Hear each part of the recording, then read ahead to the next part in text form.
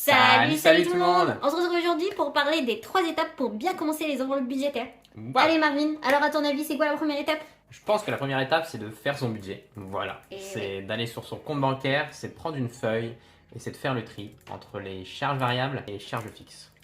Comme je vous avais suggéré sur la dernière vidéo sur comment bien commencer les enveloppes budget, vous pouvez retrouver une playlist où j'ai mis toutes les vidéos pour bien commencer les enveloppes budgétaires dans notre chaîne. Donc sur la dernière vidéo, je vous avais dit que pour faire son budget, moi ce que j'avais fait, mon expérience à moi, c'était d'avoir installé une application qui s'appelle Bankin.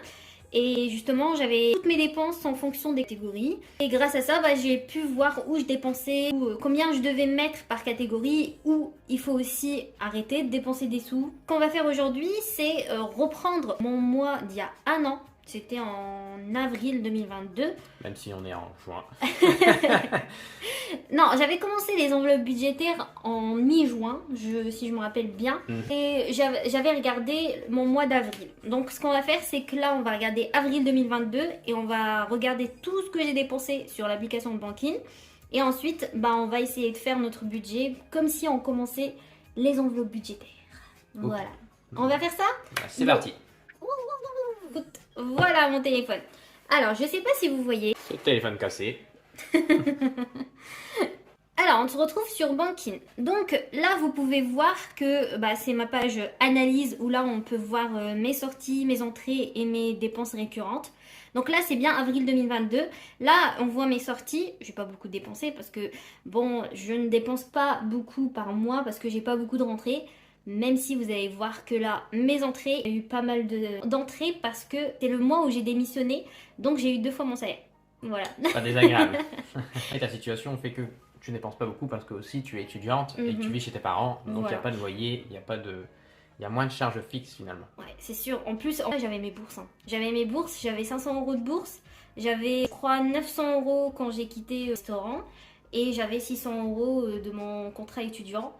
Et il doit y avoir quelques sous que je faisais avec StaffMe. Donc vraiment, c'était un très très très bon mois. Ouais. Mais après, j'ai eu mon été où j'ai pas mal dépensé. Voilà, bref. Donc j'ai commencé les enveloppes budget en juin. Donc on va y aller, on va faire avec mon salaire. Donc ce que je vous conseille, c'est de prendre une feuille et de mettre votre salaire. Allez, go, salaire. Donc de ce salaire, ce qu'on va faire, c'est qu'on va réduire tout ce qui est charge fixe, tout ce qui est récurrent un petit peu. Je pense pas que j'en avais beaucoup à l'époque. On va regarder ça. Récurrent. Ouais, j'avais que ma... C'est très limité quand même. J'avais que 10 €. Ouais. J'avais que 10 €. Donc hop, on fait moins charge fixe. Tu peux rajouter ta assurance voiture.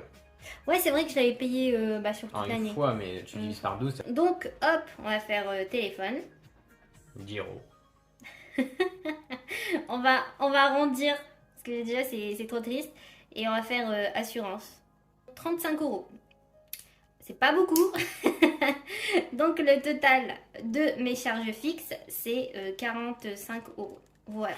Donc après avoir enlevé de notre salaire nos charges fixes, on voit qu'il nous reste combien, Marine? Toi, il te reste beaucoup.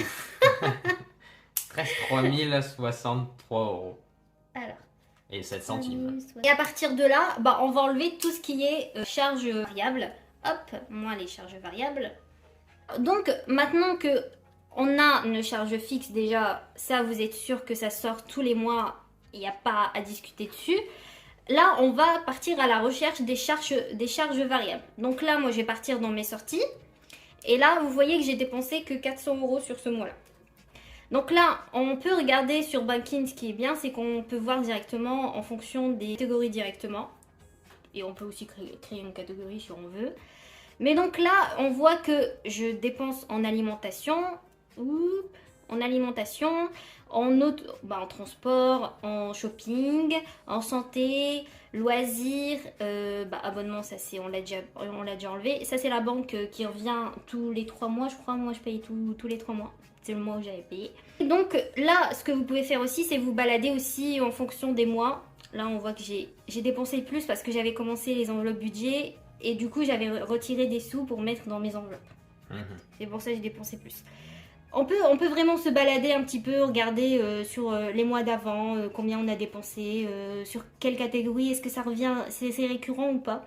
Ça pourrait être intéressant aussi pour faire son budget de regarder justement plus d'un mois, j'imagine. Ouais, c'est sûr. Faire une moyenne sur les 3, 4, 5 mois précédents.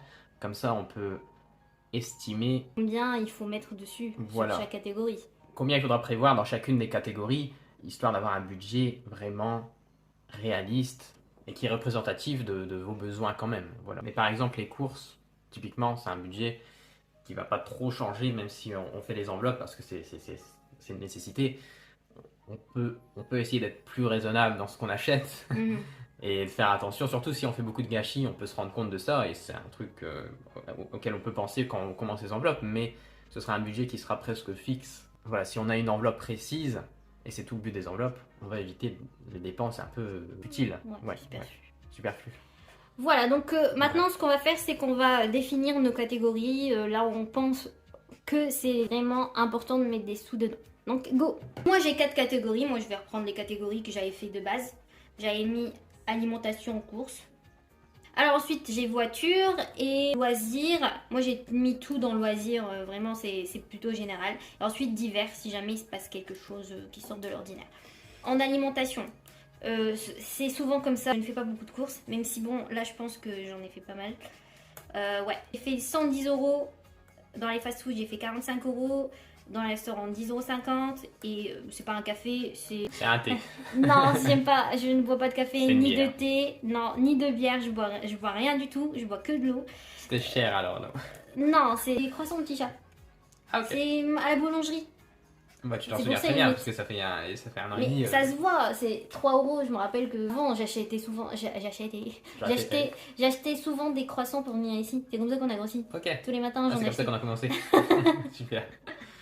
Bref, donc en alimentation, je vais mettre 40 €, 10 € par semaine. Moi je vais mettre 40 € parce que bon 100 € c'est beaucoup trop, sachant que je suis chez mes parents et que vraiment là je pense que j'ai dû abuser des gâteaux. Ouais, vraiment, peut-être qu'ils étaient pas là, peut-être que c'était un mois où ils étaient partis en vacances. Ouais, possible aussi. Donc tu as dû dépenser un peu plus. Mais oui, 40 € ça ressemble un peu plus à ce qu'elle dépense tous les mois. Ouais. Même tous les mois de toute façon. Les mois précédents, la moyenne ça tourne autour des 40 €, sauf exception. Par exemple quand tu es toute seule. Ouais. Donc voilà, il faut se mettre en tête que 40 € c'est son budget à elle, c'est pas le vôtre sûrement. Surtout si vous êtes tout seul. Et une appli comme ça peut vous servir. Voilà, pour regarder un peu ce que vous avez dépensé. Moyenne sur plusieurs mois. Ouais. Alors ensuite, là on voit que j'ai auto et transport. Je pense que là je dépense des sous, carburant. C'est du carburant. Ouais. Donc hop, 100 € on va mettre. C'est souvent le budget que je mets. Ça fait un an, je mets toujours 100 € à peu près parce que ça peut vraiment varier. Là ça fait 2 mois que c'est un peu plus stable. Je dépense beaucoup en essence. Mais là j'allais à la fac tous les jours en voiture. Donc 100 € limite c'était pas assez. C'est que vraiment j'allais pas à la fac tous les jours. Félicitations. Mais donc ensuite en loisir, hop on va regarder. Là je vois que achat shopping, ça je me suis dit je vais l'éliminer, ça sert à rien. J'ai dépensé dans shopping. En loisir on va mettre vraiment, je pense qu'à cette période là on n'était pas encore gros. Donc on se permettait quand même de sortir et de manger un peu plus fast food. Donc je vais peut-être mettre 50 €. Hop là. Ensuite, en divers, moi ce que je m'étais dit, je vais mettre 10 € par semaine. Parce qu'on voit que, par exemple, ma banque là, ça peut arriver dans 3 mois, même si je peux le prévoir ça. Mais tu vois, je me dis, je vais mettre 10 € par semaine, au moins comme ça, j'ai une sécurité si jamais il se passe quelque chose. Donc hop, on va mettre 40 €. Voilà. On voit qu'on a un total de 230 €. Donc il nous reste 2833 € et 7 centimes. Franchement, je pense qu'il n'y a pas... c'est pas un mois habituel. C'est pas un mois habituel. Et si vous suivez ce chemin-là, vous allez voir qu'il va vous rester des sous. Et à partir de cette somme-là, que vous pouvez mettre en épargne. Et vous pouvez très bien définir vos épargnes. Donc on va y aller. Donc là, on va faire moins épargne. Et là, vous pouvez définir vos épargnes comme vous le souhaitez en fonction de vos besoins. Par exemple, vous pouvez très bien mettre pour Noël, mettre pour le shopping, mettre pour un projet. Ouais, un projet, une maison, ouais, une maison, par exemple. Notre maison qu'on veut acheter.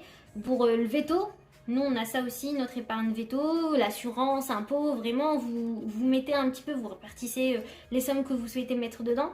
Donc vraiment, ça peut être tout et n'importe quoi. Essayez de définir vos priorités, ce que vous pensez vraiment qui sont importantes pour vous dans les prochains mois ou les prochaines années aussi.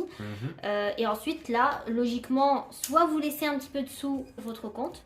Moi, c'est ce que je fais souvent. Je laisse 10, 40, 50 euros. Vous laissez le reste sur le compte. Ou sinon, bah, vous pouvez répartir le maximum de choses. Donc, il vous reste 0 euros sur votre compte. Voilà. Mais moi, j'aime bien jouer à la sécurité, surtout que j'ai un crédit renouvelable. Je vais le dire à chaque vidéo. Bah oui, surtout que t'en as pas vraiment, alors arrête. Je vais le dire à chaque vidéo tellement je suis encore choquée de l'histoire. Bref, voilà. Elle a signé un papier. La conseillère lui a pas vraiment dit que c'était. Elle s'est engagée sur un crédit. Exactement. Donc voilà, donc ça c'est pour la première étape. Comme ça, vous avez tout. Et maintenant, on va passer à la deuxième étape c'est de retirer les sous de ces dépenses variables. Si vous avez un classeur, vous pouvez sortir aussi vos épargnes et les mettre dans votre classeur. Mais pour commencer, nous on vous conseille, c'est de retirer vos sous et de les mettre dans des enveloppes, tout simplement. Donc vous pouvez prendre une petite enveloppe comme ceci, très simple, hop, et vous pouvez mettre vos sous dedans. Donc par exemple, là, on va prendre cette enveloppe-là, on va mettre course. Course, ça va être notre enveloppe course. On prend 40 euros et on les met dedans. Et voilà, donc on a notre première enveloppe de course et vous faites ça avec toutes vos petites catégories. Pas besoin d'avoir un classeur tout de suite. C'est ça. Le but quand même, très simplement. Le but c'est de faire des économies quand même. Donc pas besoin d'acheter des classeurs. Surtout si c'est le début, surtout si vous avez du mal à faire des économies. Voilà, surtout si vous avez des petits problèmes de dépenses et que vous êtes un peu... Vous en portez un peu facilement. C'est peut-être pas la meilleure des idées de commencer à acheter des classeurs, commencer à acheter des petites enveloppes transparentes, toutes jolies, avec écrit des petites catégories toutes mignonnes. C'est sympa. Bon, après, on peut très bien colorier notre petite... Justement, on peut prendre une simple petite enveloppe et commencer comme ça. Le but, c'est de faire des économies, c'est pas de dépenser de l'argent dans l'espoir de faire des économies, parce que vous n'êtes même pas sûr que ça va vous aller. Voilà, c'est le début. Évitez les dépenses superflues. Petite enveloppe blanche avec un petit dessin. Ouais, vous pouvez mettre des stickers, c'est tout. Vous pouvez plier aussi votre enveloppe pour la mettre dans votre...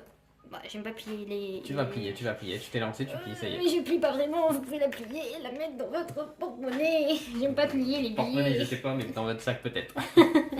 Et sinon, si jamais vous êtes très bien renseigné, vous avez regardé un petit peu comment ça se passe les enveloppes budget et tout ça, et que vous avez acheté votre classeur, on peut faire comme mon classeur ici.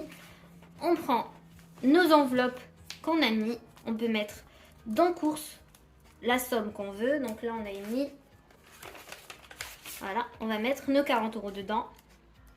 Et pareil, si vous n'avez pas de tracker, vous pouvez très très bien mettre... vous pouvez prendre une feuille, la couper et mettre j'ai mis telle somme dedans. Vraiment, il ne faut pas aller trop vite, acheter des supports pour avoir des supports, parce que les autres ont des supports aussi. Donc vraiment, faites à votre manière, votre rythme aussi. Le but, c'est pas d'aller trop vite, le but, c'est d'épargner. Vraiment, c'est ça le plus important. Et ensuite vient la troisième étape, qui est... de ne pas brûler les étapes. Vraiment. Sans mauvais jus de mots. Jus de mots, c'est-à-dire de essayer de prendre son temps, de installer la méthode. Le système des enveloppes, c'est une méthode qui s'installe sur le long terme. C'est pas le premier mois que vous allez avoir... vous pouvez avoir des résultats, hein, parce que si vous limitez tout d'un coup... Oui, mais ça risque de pas être parfait aussi. Ouais, c'est ça. Peut-être que vos catégories ne seront pas encore très claires au début, surtout le premier mois. C'est au fil du temps, c'est au fil des mois que vous allez corriger ça et que vous allez vous adapter un peu plus à votre propre situation. Et trouver ce qui vous convient le mieux. Ouais. C'est vraiment sur le long terme. Et si jamais, au bout de quelques mois, vous trouvez que vraiment ça ne vous convient pas, il y a plein d'autres méthodes qui existent et vous allez trouver votre bonheur quelque part. Mais vraiment, essayez de vous remettre en question votre façon de budgéter.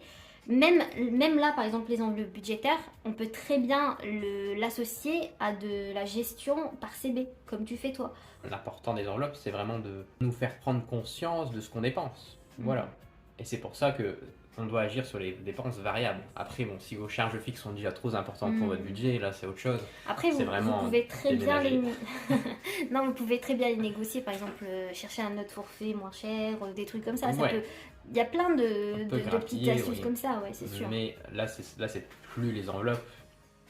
Ici, c'est vraiment pour limiter vos dépenses variables et vous rendre compte de ce que vous avez dépensé. De ce que vous dépensez, surtout si vous trouvez vous-même que parfois c'est un peu trop. Voilà.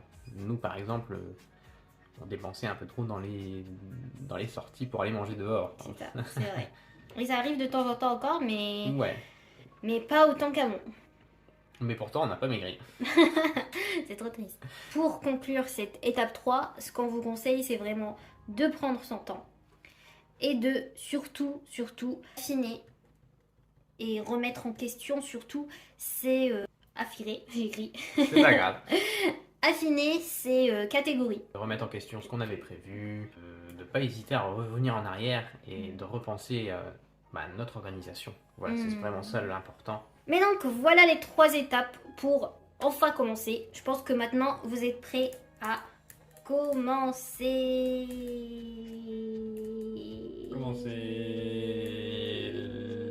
Les enveloppes. T'es pas obligé d'écrire un roman par contre. Voilà. Super. Vous êtes prêts? Super. Voilà, donc maintenant que vous avez tout ça en main, lancez-vous. C'est tout ce qu'on a à vous dire. Il faut se lancer et de trouver la bonne façon de faire qui vous convient. Ouais, mais surtout le conseil, ne pas dépenser beaucoup pour commencer. Effectivement. Ouais. Et voilà, donc merci d'avoir regardé cette vidéo, de nous avoir suivis. Merci de votre soutien aussi, vraiment merci à tous ceux qui nous soutiennent, merci à vous tous. Et bravo à vous aussi, bravo à vous d'avoir essayé de commencer, d'avoir commencé. C'est déjà génial d'avoir essayé de faire attention à ce que vous dépensez, de gérer un peu mieux votre budget parce que vous vous en êtes rendu compte. Parce que souvent c'est ça, vous vous rendez compte vous-même que quelque chose ne va pas. Que voilà, vos dépenses sont peut-être un peu trop excessives ou que vous avez un budget serré, donc il faut que vous vous organisiez un peu mieux. Donc bravo à vous d'avoir fait ça. Et n'hésitez pas à nous donner aussi les conseils que vous pensez qui sont importants quand on veut commencer les enveloppes budget. Ouais. Voilà. Une étape ou deux en plus, pourquoi pas. Ouais, effectivement. Alors donc comme d'habitude, on remercie Miss Italia qui m'a d'ailleurs donné un produit anti-puce pour mon chat. Il est temps que tu achètes un produit par contre au bout d'un moment. Justement, je voulais y aller ce matin, mais j'ai pas pu. Ensuite, je remercie Valentin Le Lyonnais, Sophie Kay. Ensuite, on remercie Mélina et l'Hirondelle Rouge, comme d'habitude, toujours là. Mariette Dujaquière, contente que la petite Loulou va bien. Franchement, on est super contents. Super content. Ouais. Et j'espère que son infection, ça va aller du coup, et que le traitement fonctionne. Ouais. Voilà. On lui souhaite que le meilleur. Effectivement. Ensuite, Sylvie, on te remercie beaucoup. Il y a Sofia Barbosa Augusto. Je crois que c'est une première, je ne pense. Ouais. Je crois que c'est une première pour Sofia. Merci Sofia. Merci beaucoup Astrid aussi. Merci à vous, merci pour votre soutien, merci pour votre présence. À la prochaine. Ah mais à dimanche pour une nouvelle vidéo. On vous dit ouais. Donc voilà, à 16h logiquement. Et du coup, tchuss.